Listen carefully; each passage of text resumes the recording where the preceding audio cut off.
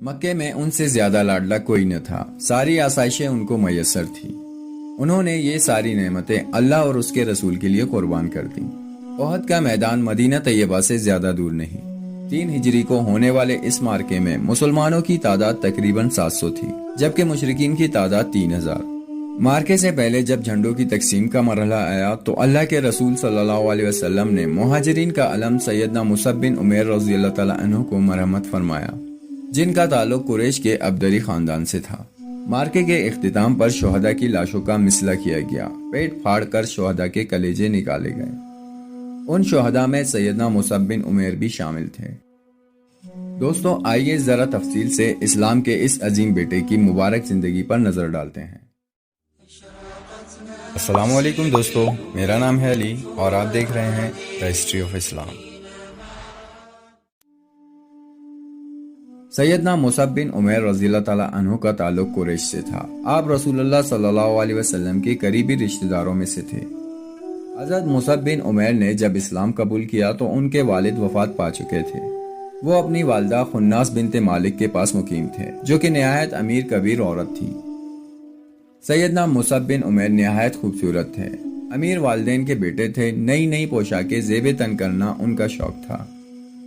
گفتگو میں اس قدر مٹھاس اور چاشنی تھی کہ سننے والے اش اش کر اٹھتے۔ ان کے دوست ان کی آمد کا انتظار کرتے اور جب وہ مجلس میں بیٹھ جاتے تو سب خاموش ہو کر ان کی طرف متوجہ ہو جاتے۔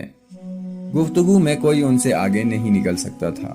جب کوئی عزم و ارادہ کر لیتے تو پھر کوئی اسے تبدیل نہیں کر سکتا تھا۔ وہ مکے میں کسی سے نہیں ڈرتے تھے، تاہم ایک شخصیت ضرور ایسی تھی جن سے وہ خوب ڈرتے تھے، وہ ان کی والدہ تھی۔ آج وہ اپنی والدہ، قریبی رشتہ داروں اور قوم کے اشراف کے سامنے کھڑے تھے۔ ان کی والدہ نے تھپڑ کھینچا اور قریب تھا کہ اپنے بیٹے کو دے مارتی، مگر اشراف قریش میں سے ایک نے انہیں روک دیا۔ ہم ابھی اس کو سمجھا لیتے ہیں، یہ سمجھ جائے گا، تم اتنا زیادہ غصہ نہ کرو۔ یہ نوجوان ان سے خوف کھائے بغیر نہایت دل نشیں انداز میں قرآن حکیم کی آیت سنانے لگا۔ والدہ خناس بنت مالک نے اس کو خوب سمجھایا اور ڈرایا بھی، بالآخر لالچ بھی دیا، مگر یہ کوئی بات سننے کے لیے تیار ہی نہیں ہوئے۔ مصعب نے اپنے لخت جگر کو رسیوں سے باندھ دیا، خوب مارا، سارے طریقے آزمائے، مگر ان کے ارادے کو نہیں بدل سکی۔ ادھر مسلمان حبشہ کی طرف ہجرت کر رہے تھے۔ آپ رضی اللہ تعالیٰ عنہ نے اپنی والدہ کو چکمہ دے کر اسی قافلے میں شامل ہو گئے۔ پھر کچھ عرصے بعد واپس آ گئے۔ ان کی ماں نے سختی برقرار رکھی اور اپنے بیٹے کو کوئی بھی سہولت دینے سے انکار کر دیا۔ ایک دن صحابہ کرام اللہ کے رسول کے گرد بیٹھے تھے کہ سیدنا مصعب بن عمیر آ گئے۔ آج ان کی پوشاک ٹاٹ کی تھی، کہاں وہ خوش لباس اور مہنگا عطر استعمال کرنے والا مصعب، اور کہاں یہ حالت زر۔ صحابہ کرام کی آہیں نکل گئیں، آنکھوں میں آنسو آ گئے۔ اللہ کے رسول صلی اللہ علیہ وسلم نے اپنے ساتھی کی طرف شفقت بھری نگاہوں سے دیکھا اور فرمائے، میں نے مصعب کو اسلام لانے سے پہلے بھی دیکھا ہے، پورے مکے میں اس سے زیادہ والدین کا لاڈلا کوئی نہ تھا۔ ساری سہولتیں اور آسائشیں اس کو میسر تھی، مگر اس نے یہ ساری نعمتیں اللہ اور اس کے رسول کے لیے قربان کر دیں۔ ہجرت کے بعد غزوہ بدر ہوا، جس میں مشرکین مکہ کو شکست فاش ہوئی۔ بدر کے میدان میں لشکر کا علم حضرت مصعب ہی کے ہاتھ میں تھا۔ ابھی کچھ ہی عرصہ گزرا تھا کہ مکے والوں نے ایک اور لشکر جرار لے کر مدینہ منورہ پر حملہ آور ہوئے۔ مسلمانوں نے مدینے سے نکل کر احد کے میدان میں ان کا سامنا کیا۔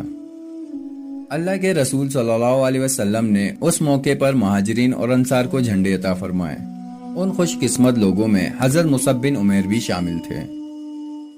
جھنڈے کا ملنا ایک بڑی سعادت سمجھی جاتی تھی اور اس کی حفاظت کرنا اس سے بھی بڑی ذمہ داری تھی۔ اس دن سیدنا مصعب بن عمیر کا کردار کچھ یوں بیان کیا جاتا ہے، انہوں نے علم اٹھانے کے ساتھ ساتھ اللہ کے رسول صلی اللہ علیہ وسلم کے دفاع کا فریضہ بھی انجام دیا۔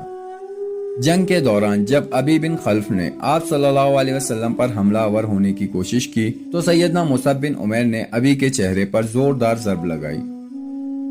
رسول اللہ صلی اللہ علیہ وسلم نے اس کے خود اور زیرہ کے درمیان تھوڑی سی خالی جگہ دیکھی تو اسی جگہ نشانہ لے کر حملہ کیا۔ وہ منہ کے بل گرا اور بیل کی طرح ڈکارنے لگا۔ احد کے جنگ میں مسلمان جب تتر بتر ہو گئے تب بھی حضرت مصعب ثابت قدم رہے۔ ایک مشرک آگے بڑھا، چونکہ مصعب کی شکل و شباہت رسول اللہ صلی اللہ علیہ وسلم سے ملتی جلتی تھی، اس لیے اس نے یہ سمجھا کہ یہ محمد صلی اللہ علیہ وسلم ہے، اور موقع غنیمت جانتے ہوئے حضرت مصعب کے داہنے ہاتھ پر زوردار وار کیا۔ وار کرنے سے ہاتھ کٹ گیا تو آپ رضی اللہ تعالیٰ عنہ نے جھنڈا بائیں ہاتھ میں پکڑ لیا، پھر اس نے بائیں ہاتھ پر تلوار کا وار کیا، بایاں بازو بھی کٹ گیا۔ اب سیدنا مصعب بن عمیر نے کٹے ہوئے بازوؤں کے بقیہ حصوں کو سہارا دے کر جھنڈا اپنے سینے سے لگا لیا۔ اب کی بار اس مشرک نے نیزے سے حملہ کیا، نیزے کی انی آپ کے سینے سے پار ہو گئی، آپ زمین پر گر گئے اور اس کے ساتھ ہی شہید ہو گئے۔ جھنڈا زمین پر گرنے لگا تو حضرت علی نے آگے بڑھ کر جھنڈا سنبھال لیا۔ مارکا ختم ہوا۔ اللہ کے رسول دیگر صحابہ کرام کے ساتھ شہداء کو الوداع کر رہے تھے۔ ان شہداء میں حضرت مصعب بن عمیر بھی شامل تھے۔ جب ان شہداء کو دفن کرنے لگے تو کفن میسر نہ تھا۔ ایک چھوٹی سی چادر حضرت مصعب بن عمیر کے لیے میسر آئی، جس کو سر پر ڈالتے تو پاؤں ننگے رہ جاتے اور پاؤں پر سرکاتے تو سر ننگا رہ جاتا۔ ان کی شہادت کی رسول اللہ صلی اللہ علیہ وسلم کو خبر دی گئی۔ آپ تشریف لائے، اپنے پیارے ساتھی کے ناش کے قریب کھڑے ہوئے، آنکھوں سے آنسو رواں تھے۔